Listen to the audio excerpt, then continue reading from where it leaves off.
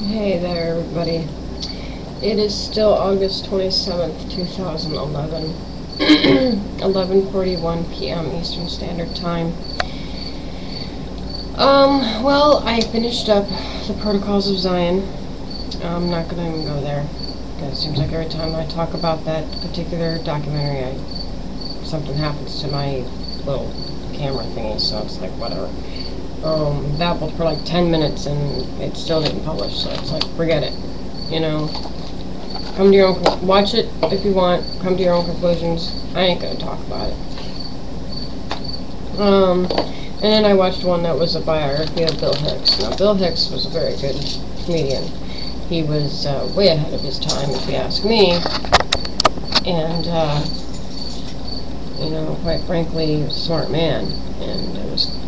First time I watched his stuff, I was like, oh my god, why haven't I heard of him? Thing is I was just a kid, and he was so heavily censored on television. Basically, he was forced out of the mass media limelight because of his views and the content of his shtick, if you will. And Janine Garofalo, I'm totally murdering her name. I am so sorry. If you ever watch this, Janine, you are awesome.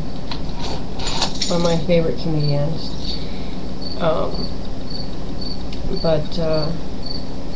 Just always seems like the comedians that actually realize the real meaning behind yeah.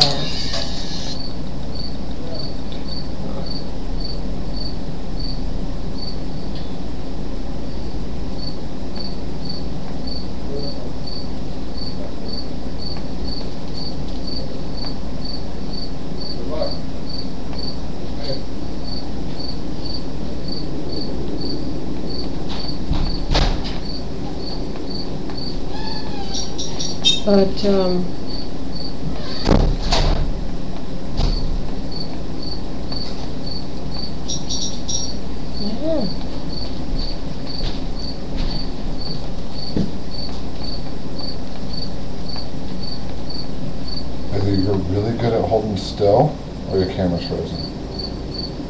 Okay, your camera's not frozen. No, it's not frozen. You're just really good at holding still. No comment. Are you recording? Mm-hmm. It's fine. Anyway, so then, oh yeah, I just made a total mess of your complete zone, if you will. But you've done some cleaning. No. It looks good. I haven't done shit. Except stare at the carpet a couple times. It still looks I good. wiggled my nose, man. I have to tell you. If I would have known that all we needed was a blue dot in our hand to get in the door, I would have bought myself a bingo marker and stamped my own hand.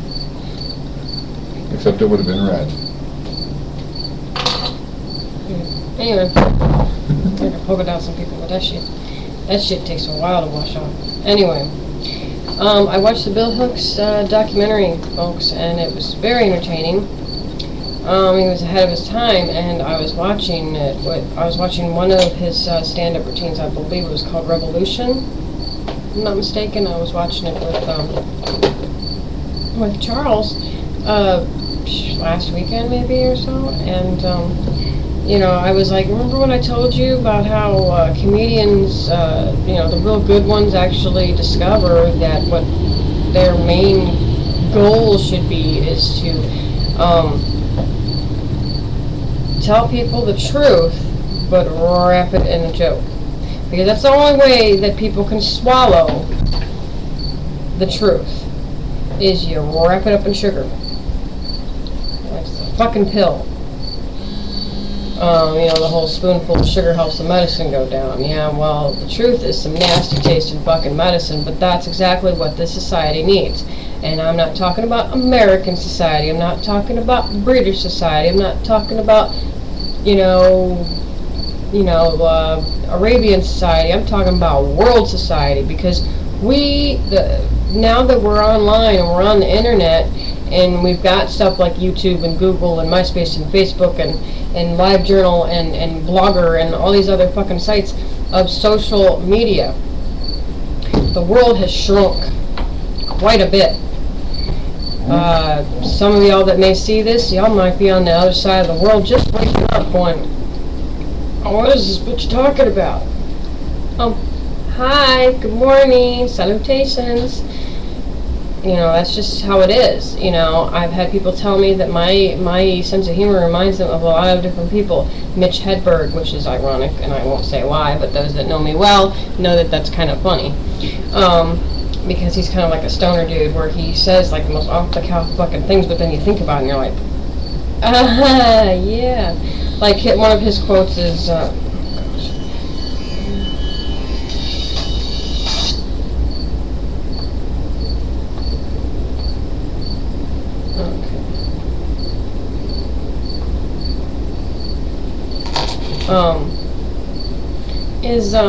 you know, you know, one of my favorite quotes of Mitch Hedberg is, he says, rice is great, because I've always, and I'm paraphrasing, I'm not directly quoting, but he says, rice is great because sometimes I just want to eat 1,000 of something. And you're like, it's cute, it's funny, and if you don't understand it, then I'm not going to explain it. So,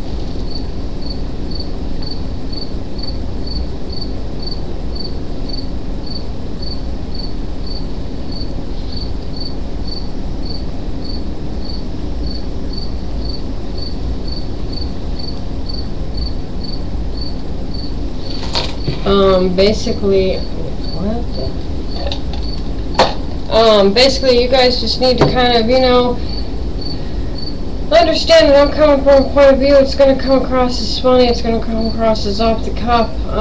That's the only way that I can, you know, in the footsteps of Bill Hicks and George Carlin and Doug Stanhope, which I have not watched yet that I know of. I'm sure I've heard his material borrowed by many comedians.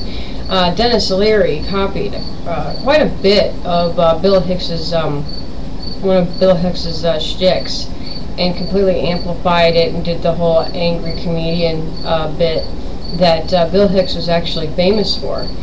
And he ended up, you know, just really selling the shit out of his album called No Cure for Cancer. And I used to think that was an awesome, awesome CD. Well, when I found out last week that Bill Hicks, you know, that was Bill Hicks's material that Dennis Leary stole, you know, it really kind of shattered my whole image that I had of Dennis Leary, where I was like, wow, he's a pissed off motherfucker that's not afraid to say how he feels, to, holy shit, he plagiarized? That's fucking lame. Sorry, Mr. Leary. I thought you were a good funny Irishman. You're a phony and a fake. And then you started spouting off everything that, you know, that the establishment wanted to hear, just so you could get your fame. Yeah, you sucked a lot of dick, didn't you? Just to get to fame. Whereas with Bill Hicks, he fought against the establishment to the death, because he died of pancreatic cancer. And not once did he sell out. Who's the better one? I can't choose. But anyway, that is all. Y'all have a wonderful evening and good night. I don't really expect this to save because for some reason my Flash player just does not like me today. Irony. It's great.